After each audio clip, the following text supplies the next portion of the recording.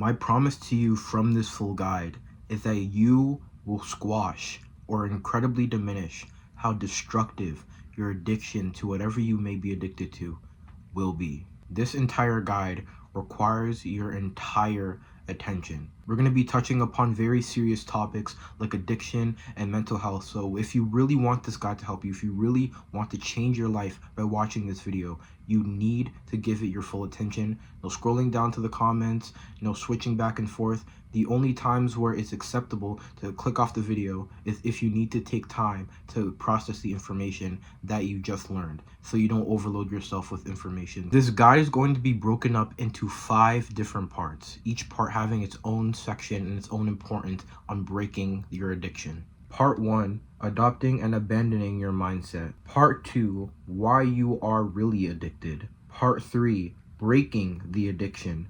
Part 4, habits that you need to implement. And part 5, things that make breaking addictions easier. Another promise from this guide is that it will take you 1 to 3 weeks to rather completely remove your addiction or to incredibly diminish its effects on your life, which is a very big thing to say because these are addictions that have been holding us down for our entire lives.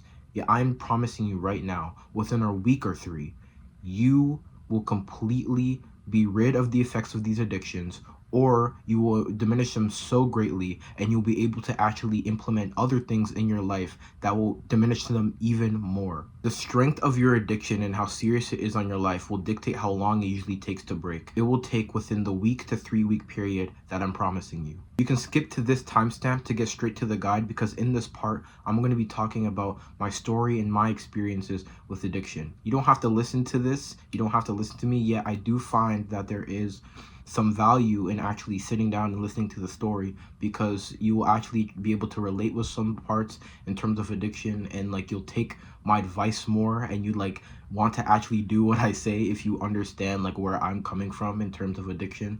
So if anything, like it will benefit you if you have this sort of like, oh, he's struggling with this too and he overcame it, so I'm gonna see like where I can go. So you can also watch this part. Yeah, if you're not really interested, you can move on to the actual addiction guide. Dude, when I was growing up, man, I was like an addiction fiend. I was addicted to literally everything under the sun that wasn't like drugs or alcohol.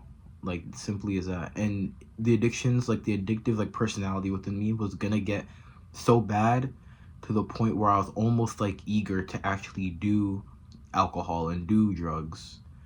And like it really got to a very dangerous point in my life. Like in terms of addiction, I was addicted to video games, I was addicted to porn, and I was addicted to junk food. I was addicted to using my phone. Those are all the addictions I've had. And like when you hear these certain addictions, it's just like, oh, it's nothing. Like it's just like young boy addictions. Like things will improve when he grows up. Dude, these addictions were ruining my fucking life, man. Like these things were bad. Were bad, dude. With video games, it was like I would like at first it was like innocent. At first, like my dad like bought a new console, like, and it was like, oh my god, new console. So I started like playing a whole bunch because it was like new, right? But over time, like it became less about like playing games with my friends and more about just like wasting my time. Like it got to the point where I wouldn't like shower like at all. I wouldn't shower, wouldn't brush my teeth. I stunk, bro. Like people would come to my house from like other parts of my family, and like it was so obvious that they could like fucking tell I stunk, bro. But they didn't say anything out of like respect or out of like I don't know, like yeah, just out of respect for like being in like someone's house. But like I smelled like shit, bro. My family wasn't like shy of telling me, by the way. Like they would come up to me and be like, yo, you smell like fucking shit, go take a shower. Like, and that was just from playing video games. That was just from sitting down, something that was so innocent, something where I was just sitting down playing like a little bit, like an hour or two with my friends, turned into me playing for like 10, 15 hours a day without eating, without brushing my teeth, without showering. All the basic needs were not met. I was just purely on the game. And I stunk so bad, bro. Like I went to school one day without like barely even taking care of myself. My teacher noticed how bad I smelled that she called my mom, talking about like, yo, you really need to get your son's odor under check, like it's affecting the class. And she was like, yo, what the fuck are you talking about? Like, why are you so stinky? Like, what can you like, I'm laughing about it now because like I made a lot of progress from then. Yet, dude, in the moment, that shit felt painful. And that was just from video games. That was just from something where it's just like you sit down, play a little game with your friend. Like, that was just from that. Dude, when it came to like other much serious things like porn and junk food and like scrolling on my phone, like the effects were even worse. Like with porn, like I genuinely wouldn't talk to anyone. I was just an antisocial guy, which is really rare for like who I am, because when I was growing up I was always such a social person. I was always like going out and doing things with other people. Yet ever since like I got into like that type of like disgusting like porn and shit like that, like I just completely changed. Like I wouldn't talk to my parents, and if they try to talk to me, I'd yell at them, I'd scream at them. I'd like not talk to anyone around. Like I was very very awkward around people, especially girls. And like I just had this overwhelming sense of shame in my body the entire time. I would not feel happy at all. And it got to the point where I was doing it like double digit numbers a day. Like it was fucking bad. It was literally bad. There was like one day in particular where I literally skipped school because I was at like a crossroads between going to school or staying in my bed and jacking off, and I picked staying in my bed and jacking off. Like it was fucking it was really really bad, man. And it got to the point where like there were some times where my fucking family like yo, my God, there are some times when my family like walk onto me doing it, and we have like family discussions. We've had family like discussions and shit about like, yo, what the fuck are you doing? And they'd always say that, it's like normal. You're like a teenage kid. It's what happens. Yeah, dude, it did not feel normal. It was not normal at all. It was like very, very bad. Like every area of my life was going down because I just couldn't stop watching porn and jacking off. And in terms of junk food, bro, like I've touched upon this in like a past video yet. I I had and like still like have ish like a binge eating disorder. A binge eating disorder because like of like past traumas and anxiety and stuff like that. So I would just go on binges and just eat a whole bunch of food for like really no reason. Like I'd feel sick as hell. I still went to go and eat the junk food. And like and that addiction is like very painful. Like even though all these other addictions are really bad, like this one in particular is very painful because it's so like tied to like anxiety and like fear. So every single time I feel scared about literally anything, I get like the urge to go binge for out of nowhere, which is so fucking like strange. And like this also ruined relationships in my family. Like I literally like sacrifice like relationships like with my sister and like with my family because I'd always just eat their food. Like they'd buy food when they go out and like save it for later for work or something, and I just eat it in the middle of the night like a gremlin. Like an absolute gremlin, bro. Like, and I just kept doing that over and over and over, and over time they just lost trust in me, and then like it just got bad. And like even now, like while I'm like improving, like that overwhelming sense of distrust is still there because of how bad it was. Like it's so it these things like were really really serious. It was very fucking serious, and like I just couldn't stop. It felt like I really couldn't stop. I had no idea what actually was causing these addictions. Like I would try to like just like watch videos on eating clean or like no fap or like social skills and all these things. Like I would try to watch videos on this, but I wasn't addressing the actual problem. I was addressing the symptoms of the actual problem that I was facing. Like it was really destructive. And in terms of doom scrolling, like I literally it just ruined my health. In terms of just it just ruined my productivity and ruined my health. Like I just got nothing done. I was literally unproductive. Like I was laying in my bed all the time. I was just sitting on the couch all the time. Like I just wouldn't get anything done, and my health went down significantly, bro. It went down horribly. It got to the point where like I'd spend time with like my friends at the time who were also like doom scrollers, and my doom scrolling was so bad that my doom scroller friends looked at my doom scrolling and it was like, yo, you need to get off your fucking phone. Like they would literally be like talking or some shit, and I'd be still on my phone like nerd net, like like nerd neck on my phone, and they'd be like, dude, you need to get off your fucking phone. Like, and it was bad because they were also doom scrollers as well. So it was like fucking like I was just like 10x worse when it came to these things. Like no one wanted to talk to me because I wasn't present in a conversation. No one wanted to hang out with me because I was just so negative all the time. And that was just from doom scrolling. Yet all these different addictions, all these addictions that I had, it stacked on each other. So the effects from each one stacked on each other. So I was just like, imagine like from each thing I just talked about and how bad that is, that all happening at the same time every single day. It got to the point where like I genuinely like had like, disclaimer by the way, we're gonna be touching upon like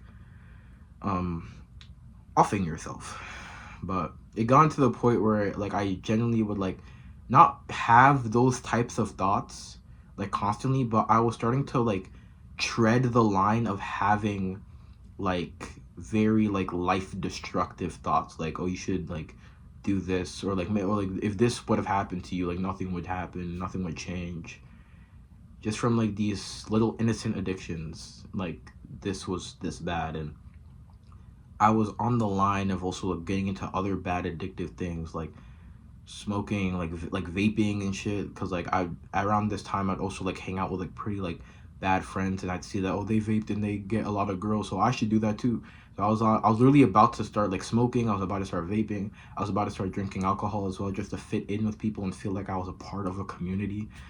And like it got very, very, very bad. So when I talk to you about these things in this guide, I'm not talking to you through just like other people. Like I just grabbed the advice online and I'm being like, okay, so what you have to do to break, like I'm not going to be like that. Like everything that I've done in terms of breaking these addictions comes from genuine experience. Obviously I went online and I read books and I learned how to actually do these things, yet through actual implementation, I'm telling you that this shit works. This shit genuinely fucking works. And these addictions were so fucking bad. Like the worst versions of each addiction I had. So the fact that I can tell you that these things work, I'm extremely proud that I can say that.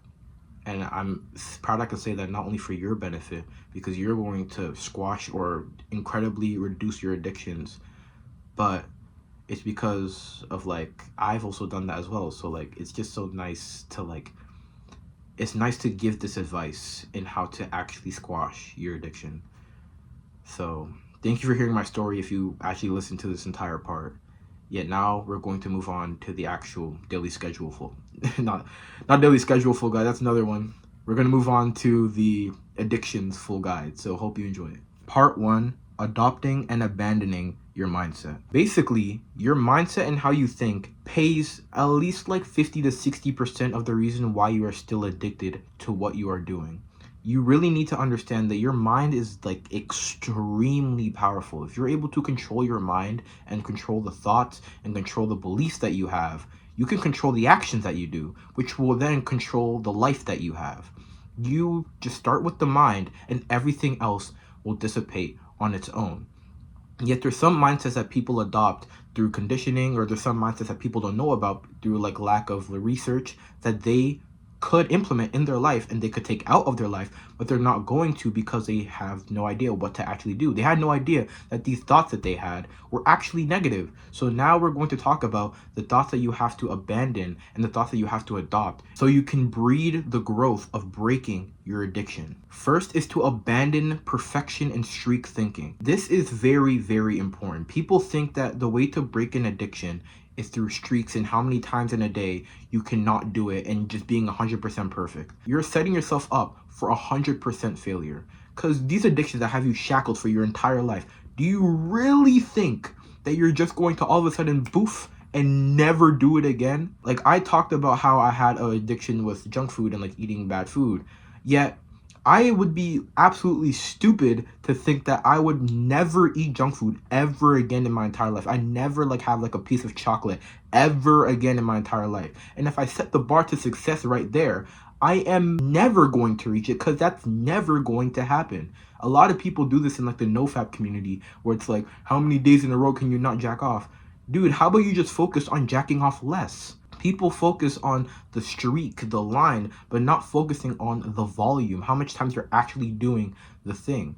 It's not about streaks and perfection. Failure is a friend to you, because when you fail, you're actually able to learn more things about the addiction and learn more things about yourself in order to break it much easier. You don't want to set yourself at this certain path where you only have to do good, because setting yourself to only do good will set yourself up for imminent failure, because you will never be 100% perfect. You will never be good. I have a quote on my wall. You can't really see it, but I have a quote on my wall that says, when you strive to be perfect, you strive to be nothing. Which is 100% true, because when you try to be perfect, something that you can't reach, because you're a human being, you cannot reach or touch perfection. So trying to do that and trying to be perfect would just lead you nowhere. You're going to end up with nothing when you try to achieve something that you can't achieve. You're not like an overpowerly being, like you're not God. You're not anything that can actually be perfect. So don't set the bar to success there. Next is the fixed mindset. The fixed mindset is basically thinking that, there's nothing I can do. Everything that I tried, everything that I'm going for, there's nothing I can do. I'm just gonna sit back and let the entire world around me burn. Everything is fine. No. The fixed mindset is very, very destructive. It's basically castrating your ability to make any bit of growth in your life. The thought process of there's nothing you can do, everything's already set out, there's nothing you can do, there's nothing you can change, is so limiting. It's such a limiting belief for yourself. There's people in this world, think about it, there's people in this world who've had less than you and who've done greater things. And there's people in this world who've had more than you and who've done lesser than you. So it's not about like what you have, it's about what you do with it. You need to do something with what you have and not just accept that this is life. Accept that like you get what you get and you don't get upset. Like, bro, whoever created that, I'm going to kill him. You don't want to have this mindset of like, there's nothing I can do. There is always something you can do. Anything that was built before, no matter how strong, can be broken. It doesn't matter how strong it was built. It can be destroyed. So don't think that there's nothing you can do. And that mindset will hold you back in anything in life. Not even just breaking addictions, but also building new habits. And also like talking to people. And also just being more productive. Like you just need to squash this mindset of there's nothing I can do. There's always something you can do. Next is your ego. Your ego is basically that voice in your brain that tells you that you're above advice and you're above a certain thing. This one is very hard to recognize, because me telling you this right now, your ego is going to get activated and be like, oh, he has no idea what he's talking about. So like ego's pretty like annoying to deal with. Yet it really just comes with distrusting that part of your brain. That's the only way where ego can really be like destroyed. It's just distrusting that part of your brain that tells you to go away from the advice that's going to help you. Go away from the hard tasks that are actually going to make a lot of change in your life. So it's like trusting other people, like input, if they have like skin in the game in a certain topic, than your own input, which is very hard to do because your ego is trying to do the exact opposite of that. So your ego is going to tell you that the advice in this guide, or the advice that you listen to online, or the advice that you need is not like worth it, or it doesn't work, or I'm above this advice, I don't have to do it because I'm better. Dude, if you're sitting down here watching this addiction guide, you need everything that you can get. You need every advantage that you can get. If you are listening to any bit of advice that can save your life, you need any bit of advantage that you can get. You're not above anything, all right? No one is above anything. We're all just fucking human beings. We're all just like a little sperm that fertilized an egg, bro. Like, we're just like all the same. The thing that differentiates ourselves is what we do. And the people who are like down here and not reaching great heights is because they allowed their ego to hold them down. Obviously, when you like create a level of success, like you can have like confidence in yourself that may come off as ego, but it just comes off of like appreciation for your hard work. Yeah, when you're down in the fucking dumps, bro, like you really can't have that type of mindset towards yourself. Like that type of mindset that like, oh, I'm hot shit when you're not, is very destructive, because you're just lying to yourself, basically. So you need to squash the ego and understand that the advice that's given in this guide and the advice that anyone will give you to improve your life is worth it. And you have to implement it in your life. Now we're going to talk about mindsets that you need to adopt in order to actually improve your life and improve on these addictions. First is the growth mindset. We talked about the fixed mindset before. Now we're talking about the growth mindset. The growth mindset is basically just focusing on the work and not focusing on the goal. It's to improve the quality that you're actually able to perform a task and perform in your life rather than the endpoint that you want. Because if you want to focus on the endpoint and focus on the goal, like for example, say if you want to like bodybuild and you want to grow like a big physique, you would focus on the end goal of like, oh, I want a big physique. Yeah, what is the work put into that? Training and doing like resistance training.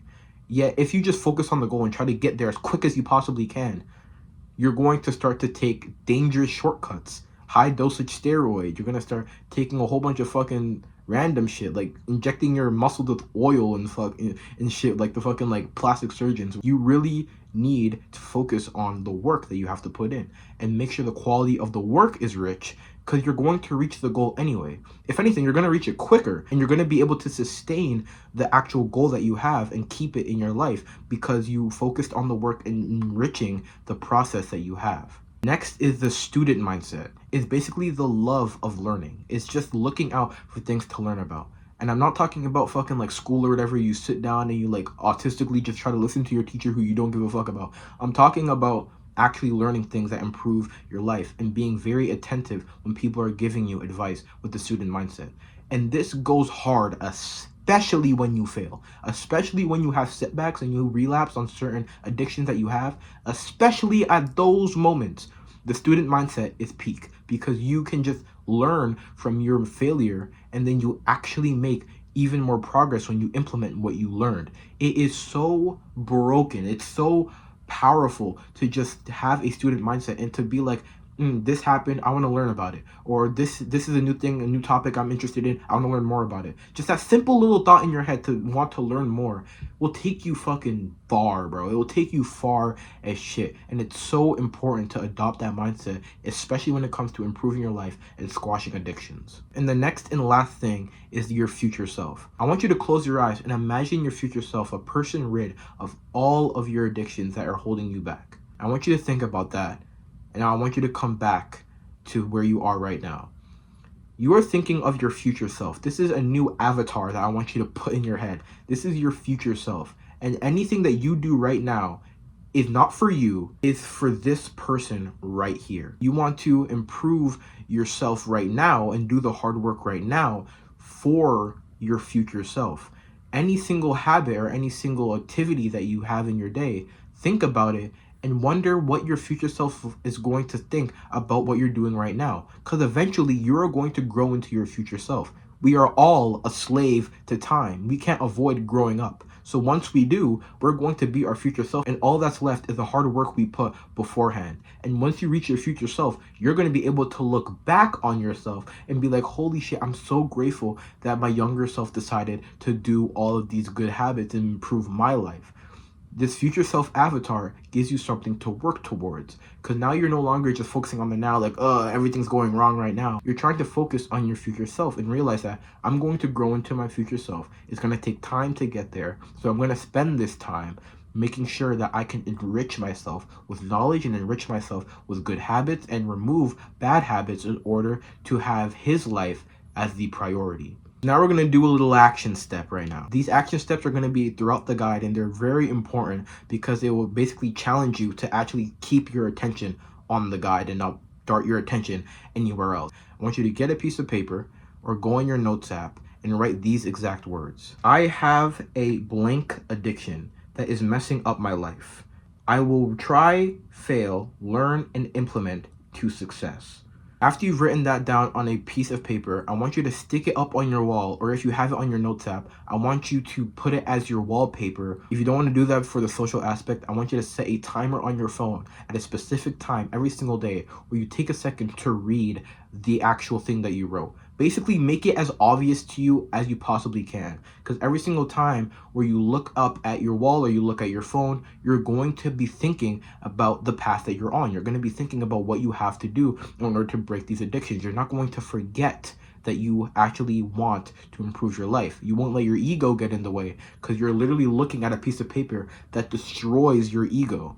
You're going to acknowledge this advice, and you're going to acknowledge this addiction. And once you do that, only through acknowledging and holding yourself accountable, you can actually start to make true progress towards it. So this action step is very important. Take a second and pause the guide right now if you need to get everything and write it down and stick up on your wall or put it as your phone screen. This is very important. Part 2, why you are really addicted. So now we're going to be talking about the reason why you're truly addicted. Because it's not like there's anything wrong with you. It's a lot of external and also some internal things that dictate why you actually have this addiction. And through knowing what you have to do with these addictions, then you can start to implement, and then you can start to know the things you have to do in order to break it. First is indulging versus overindulging. And basically, indulging is just doing the act. It's like playing video games, or it's like smoking some fucking weed or something. It was like drinking alcohol. Like, it's doing the act. Overindulging is doing the act to the point where it's actually giving you a horrible effect, like the worst effect that the habit can give you. Instead of just eating a little bit of like cake or whatever on your mom's birthday, you eat the whole fucking thing. Like, you overindulge in the bad habit. When it comes to breaking bad habits, like, usually the goal is to get it to a point where you can just indulge in it a little bit, where it kind of like diminishes your like effect and diminishes your life a little bit, yet it's in like small volume. So like, you diminish it a little bit, but you're doing a whole bunch of things that push your life forward. Yet overindulging moves your life so far back and also keeps you from doing the good habits. So you improve a little bit, but you move your life even further back, and then the trajectory of your life is just going down, down, down, and down. And we want to get to a point where we can indulge to the addiction, but not really like be a slave to the addiction where we have to do it. And the reason why we overindulge is because a little nice molecule in our brain called dopamine. We're going to get into some science here, but I'm an autistic scientist. And that means that every single scientific thing I say, I spew it out in the most basic form as I possibly can, because I'm also an idiot. So like, dopamine is your motivation molecule. Dopamine gets spews out in your brain every single time you're motivated to do something. Like, say if you're motivated to go do the addiction, you will spew out dopamine. If you're motivated to like go to the gym, dopamine will spew out. Every single time dopamine spikes, so this is your baseline, and dopamine rises, it hits a peak, and then it goes down below baseline. This is not the thing that's holding you back in terms of your addiction. This entire process of spiking dopamine and getting under is a very normal thing that happens. You shouldn't be afraid that I'm landing below baseline. It's very, very normal for that to happen. But it's very, very bad when you overindulge and you overly spike your dopamine through overstimulating things. So when you spike your dopamine, not just a little bit, but a fuck ton, you get a huge drop. And then you reach over here, far below baseline. Not just a little bit where you can just like, after like a few fucking hours, you can get back to baseline. No, you're fucking cooked. So your brain and your ability to be motivated just goes all the way down when you constantly overly spike dopamine and overindulge in the bad habit.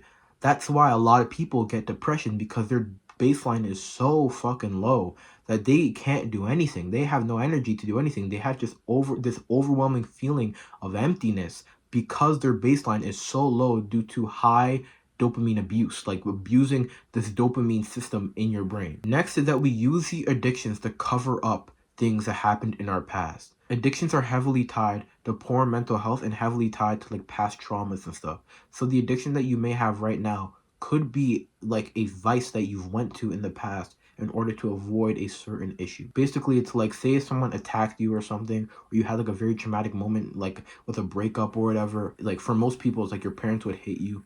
Like, these addictions that you run to, you'd usually run to them because of that bad thing that happened, and you found comfort and you found like a sort of safety within that addiction. And the next thing is that you use addictions to fulfill things that you're missing in your life. For example, if you don't have something that you want in your life, like a sense of status, a sense of importance, a sense of love or relationship, you will run to these addictions in order to get that. For example, video games, you want a sense of progression and leveling up and status. You run to that because that's the easiest thing for you to get that.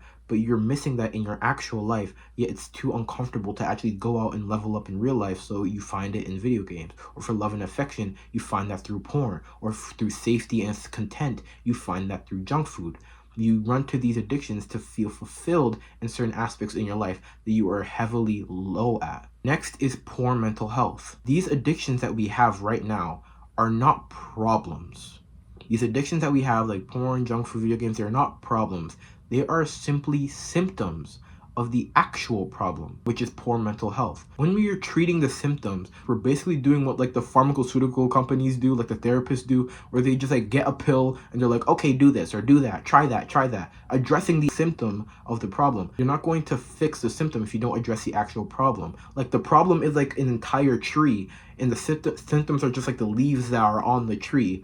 You're not going to fix the actual thing by cutting off the leaves. The leaves are just going to grow back. So you actually need to cut down the entire tree and completely just sever yourself from these problems. And the problem is poor mental health. And the last one is that companies have hijacked your natural urges. Now, this one is fucked up. This one pisses me off every single time I think about it. The fact that we have these nerdy ass scientists working at these big ass companies whose entire job is to find the most addictive version of their product and sell it to you, so you can just keep coming back even when you want to stop, even when your life is getting fucking ruined. You just keep coming back to it because it's so addicting and it's so messed up how they do this shit. They literally find the perfect taste of a chip, or the perfect taste of like a fucking burger or some shit, or the perfect color that you want to click on the screen when you're scrolling on Instagram. Like, it's so fucked up how these companies have hijacked your dopamine receptors. It's hijacked your natural urge to have love and intimacy. It's hijacked your natural urge to grow in life and feel important, to have status. It hijacked all of that in order to keep you addicted to their product, which is so fucked up, bro. It's actually like it genuinely, like, every time I think about it, that shit fucking pisses me off. Yeah, like, it's so messed up. Part 3, breaking the addiction. Now we're going to be talking about the things you need to do to break the addiction. First is progressively deload, and that means that you want to decrease how many times per month you're actually doing the certain thing. This is the opposite of a concept called progressively overload, where over time you increase the difficulty a little bit. This is where over time you increase how many times you're doing the actual addiction. Progressive deload is very important, and it's very, very powerful. It's just slowly removing the thing part of your life, so there's less friction when it comes to actually cutting it off or getting it to a certain point that you're fine with. The best way to progressively deload is through a habit tracking system. You get a sheet of paper, you put the addiction on top of the sheet of paper, you get the month and the days of the month on the side, and then over time you just track how many days in the month you actually ended up doing the addiction.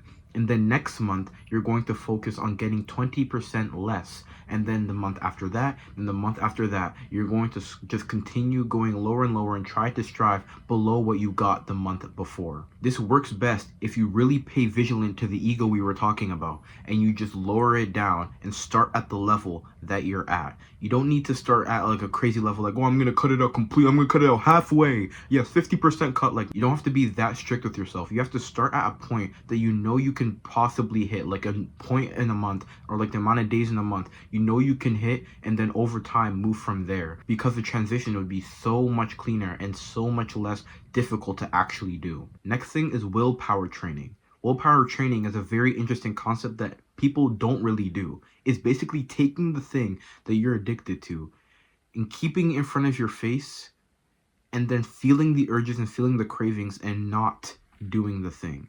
The reason why we do this is because our willpower is like a bar. It's like a meter in like a video game, like your health bar. And over time, when you look at the thing and you feel the craving, you start to lower the bar a little bit, and then over and over time, the bar gets to pretty low, pretty low, pretty low. And then the next day when you go to bed and you wake up, the bar resets, yet the height of the bar is at a different level. There's going to be days where you do willpower training and then you get it all the way down and you end up like indulging in the addiction a little bit. That is fine, as long as you set a better expectation for yourself next time. My issue is junk food, so I like to take chips and a cookie, and I like to leave it in front of my work desk, and every single time I feel cravings, I stare at it and I just lower my willpower and I challenge that part in my brain.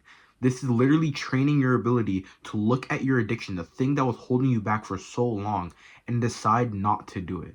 This entire process is literally training you to not even feel and not even like pull towards the urges that you feel inside, which is incredibly powerful, because if you can just get to a point where you can see the thing that you were addicted to for so long and not want to do it, that is like the golden point. That's like the peak level of where we want to be, where we can see the thing that we want to do, but just not do it because we don't really want to do it. Next is to change your environment. Your environment is basically the things around you, the things on your phone, and the people that you spend time with. You want to optimize your environment for success. You don't want an environment that screams the person that you used to be. You want to start moving things around, start adding things to your environment that properly solidify the type of person that you want to become and the type of person that you're trying to destroy. That means with things in your environment holding you back, remove them or move them around. People in your life that are holding you back. Try to figure out ways to fix the situation, or if it can't be fixed, you're gonna have to cut them off. And things on your phone as well. This one and the next one I'm going to be talking about are very, very important, but most people, when it comes to breaking addictions, they don't do this. They really need to focus on optimizing their environment, because your environment adds to your identity. Your identity is basically how you see yourself. And if you don't see yourself in a certain way that's different from your addiction, like if you associate your identity of like jerking off, of like, yep, I'm a fapper, I jerk off, or yep, I'm a video gamer, I play video games. If you associate yourself with that addiction, you're going to do the addiction more. And your environment basically screams at you that you are this certain thing. Yeah, how am I going to talk about willpower training and putting something that you want to do but not do it, and talk about your environment? Basically, you want to optimize your entire environment, but add one thing that you want to do, like one thing that you want to get pulled towards, whether it's like junk food or whether it's like video games, like the console in your room. Like you want to keep that one thing in your room. You don't want like numerous things in your room screaming at you. You just want that one thing. And then over time, you can start to progressively overload and start trickling in more things in your room. So eventually, you're just being shown the old you, but you don't even indulge in any of that, which is the perfect point to be at. Next is to make the hard sacrifices. A lot of people, when it comes to improving their life, they like to focus on things to add in, and adding in things is good. Addition is good.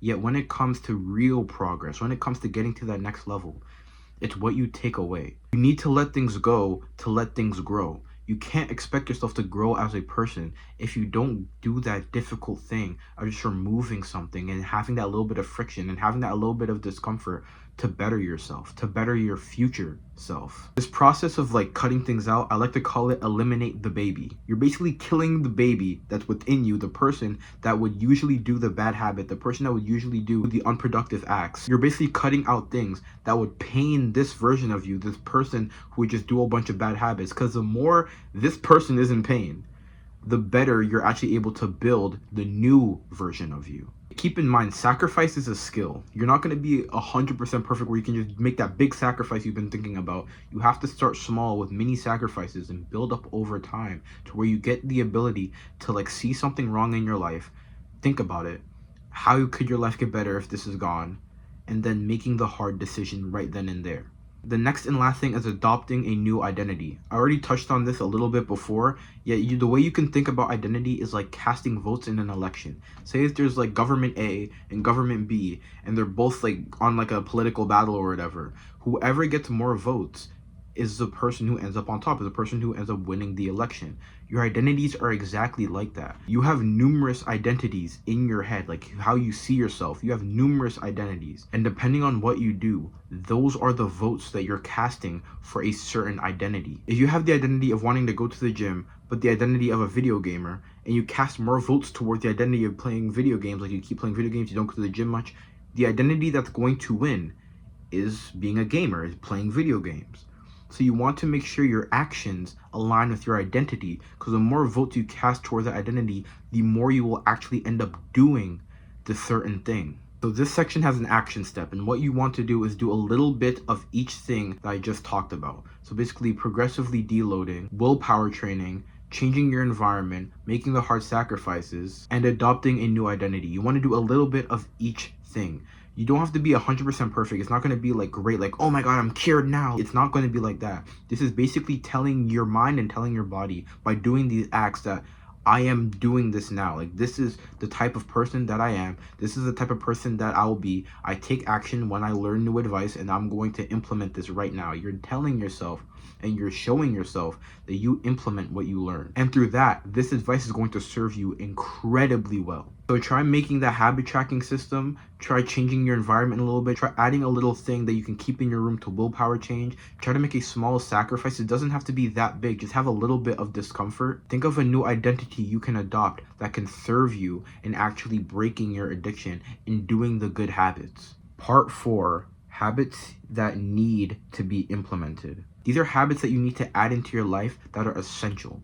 Basically, they are perfectly made to squash addictions and build new habits. So if they're not done, it makes this process not only longer, but much more difficult. Firstly is meditation. Meditation is basically your ability to focus on the present moment and focus on the thing that you have to do right now. And when you mind wander, when you're just thinking in like random thought about random fucking bullshit, that is when you're actually going to end up doing the addiction more, because you're not being mindful. You're not in the present moment. You're not thinking about what you have to do right now. And you're going to be so much easier to pull to the bad habit because you're not actually thinking with your brain. And when you meditate, that voice in your head that tells you to stop doing the bad habit, to not do the bad habit, gets louder and louder and louder, to the point where you literally become that voice, to the point where you literally can see the thing that you want to do, feel the urges, and just know not to do it, and you just don't do it anyway, despite of how you feel.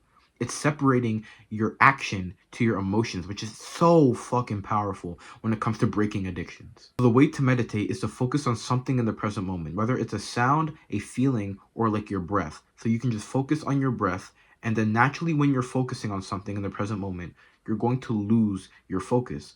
This is a good thing. A lot of people, when they try to meditate, think, "Oh, I can't meditate because I'm losing my focus." Meditation literally involves losing your focus. Losing your focus is the second step of meditation. So you focus on something in the present, you lose your focus naturally, and then the next step is to actually realize you lost your focus. Like, holy shit, I'm supposed to be meditating, but I'm thinking about some dumb shit. So then you bring your entire attention back to the present moment, back to your breath, back to a sound, back to something. This entire process is shutting up that part of your brain that likes to mind wander, and it's strengthening the part of your brain that makes critical thinking decisions, which is incredibly important when it comes to breaking addictions. So basically, how many times you can get through this repetition cycle is meditation. That is what meditation is. It's not just being locked in the entire time, just staying still. It's just going through these reps as efficiently as you can. The way to get into meditation is just to start small. Like, start with like 30 seconds into a minute, and over time increase it like 30 seconds, 30 seconds, 30 seconds.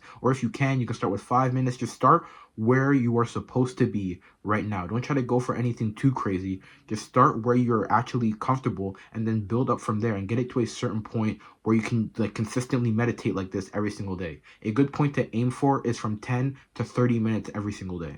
Next is a disciplined act. A disciplined act is to do something every single day that takes a little bit of time that you really don't want to fucking do. This is important for building the act of not listening to your brain when it makes dumb excuses. Because your brain likes to make so many excuses that sound so legit, that sound like you should listen to them, but it's just bullshit. It's just so dumb. When you use logic to actually like dissect the thoughts in your brain, it comes out of nowhere. So this is the act of actually distrusting that part of your brain. My disciplined act I like to do personally is a cold shower in the morning, because that's when my brain just usually just has so many like bullshit thoughts, and I can just get into the cold shower and it feels good anyway, so it's not even that much of an issue, but my brain just doesn't want to do it. That is my disciplinary act. But your disciplinary act could be something incredibly different. Your disciplinary act could be like going on a walk. Your disciplinary act could be making your bed. Your disciplinary act is to like review the notes in school or something. Like something that's just quick that you can do every single day, but you really don't want to fucking do it. Next is journaling. Journaling is very fucking important, so you really need to listen up. Journaling is the process of asking yourself the hard questions and finding answers. So this is the type of thing that is perfect for addictions, because we can really dissect and go deep in your addiction and figure out why you do it. Why you end up doing the addiction. Why do you want to do the bad habit even though you've told yourself numerous times you're going to stop? Why? We dive deep into these feelings. We dive deep into these addictions, and we find the cause. We find the event that happened, or the events that happen, that we just can't bear, and we end up doing the addiction anyway. These addictions, like I've said before, are a symptom of poor mental health. You're going to find the reason, to find the thing that makes you so sad, find the thing that makes you so anxious, so angry. And through journaling, you can really understand that. Just from like 30 minutes to an hour a day, just sitting down and writing things down and having these fucking dark thoughts. Like, bro, like, don't even fucking like hold back and be like, oh, it's okay though. Like, don't even hold back. Get dark. This is your brain on a piece of paper. If you want to think something, if you want to like pretend like you're saying something to someone that you wouldn't say it to them in person, this is your time to do it. This is a time to feel those anger emotions, feel those fearful emotions, those sad emotions, and write all of that on a piece of paper. Even get fucking angry sometimes. Like, sometimes when I'm journaling, when I get fucking angry, I like bash my table and shit. Like, it's the process of feeling the emotion and writing that down on a piece of paper, getting the thoughts out of your head. Most people don't like to journal, yet every great person who's ever existed had a journal, and they actually contemplated about their life, and they've done great things. So now it's time for you to do great things. So the action step right now is to do one of these things that I just talked about. Take a second to meditate, do a disciplinary act right now, or journal. This is basically what you can do today to get a nice win and just to understand and really solidify yourself in doing these good habits. And over time, you can implement the other good habits and progressively overload them so you get them to a good level. Yet just do one of these things right now. Like, pause the guide and do one of these things right now. Take some action. Let's go. Take some action. Let's go. Sound like a fucking like fitness trainer, like fucking those fitness videos. Come on, take some action. You're doing good, girls. Part 5, things that make this easier. Now we're gonna go into some things that make this entire process much easier to actually stick to and do every single day. First is WOOP visualization. WOOP, WOOP. It's an acronym for something, and it sounds so fucking stupid. I know. It sounds so stupid, but this shit has studies where like students' productivity and like their life value doubled by doing this just for like 5 minutes every single day. I am not joking. This shit fucking changes your life, bro. So WOOP visualization is an acronym for wish, outcome, obstacle, and plan. We're gonna go over how to actually do a WOOP, how to WOOP yourself. Think about like a wish, like something that you can do, like looking at the bad habit, looking at the addiction and deciding not to do it. That's like your wish, right? Now think of the outcome. What do you want from that wish? What do you want from the act of not doing the bad habit? Think of like whether you're not trying to eat the junk food, you have like a shredded physique in your mind, or if you don't doom scroll on your phone, you have like straight A's in school. Like, think of the outcome that you want from what you're doing. Now you want to think about the obstacle, the thing and the things and the people that will get in your way at certain times from actually doing the certain thing. Like, think of like 1 or 2 obstacles that will prevent you from actually getting what you want. And now you're going to make an if-then plan.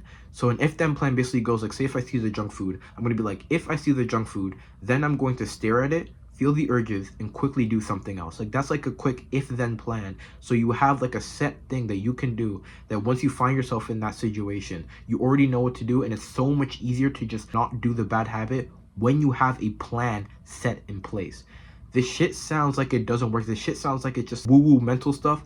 Bro, it is so fucking good. I'm telling you right now, this shit is so easy to implement. Just 5 minutes a day. Not even 5 minutes. It can take down to like 3 minutes a day. Just a quick WOOP visualization, and you're setting yourself up for incredible success. Next is an accountability system. Basically a system that just holds you accountable to every single time you do the bad habit.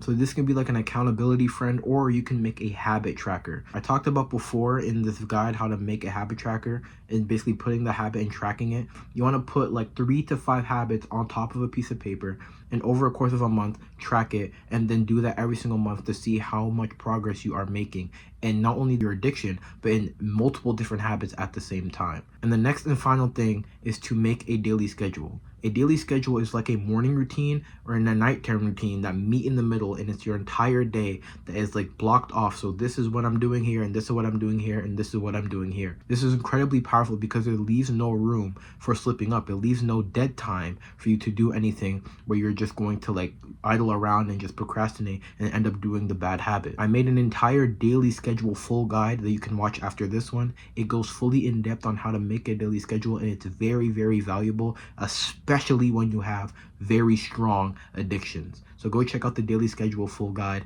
if you want to learn more about the daily schedule. If you come here at the end of this addiction guide, clearly you have a very good attention span, and I'm extremely proud of you. And you shouldn't blame yourself if you do these bad habits. There's so many different things in this world that's trying to fuck you up. So the fact that you took this time to sit down and listen to this guide is incredibly important, and I genuinely think that your life is going to change forever. Remember that failure is a part of the system of progress. You need to fail in order to learn, and through learning you can implement, and through implementation you succeed. So understand that, and you will be incredibly set off in actually making sure you do the good habits and squash your addictions. If you came to the end of this video, you clearly like when I yap and you clearly like when I just say shit. Maybe suggest dropping a subscribe and liking the video and doing the whole analytics stuff because YouTuber and yada yada yada. So if you are interested in that, you can try that out. Yeah, thank you for watching the full addiction guide. I hope your life improves from this, and I hope you do better. And that's it.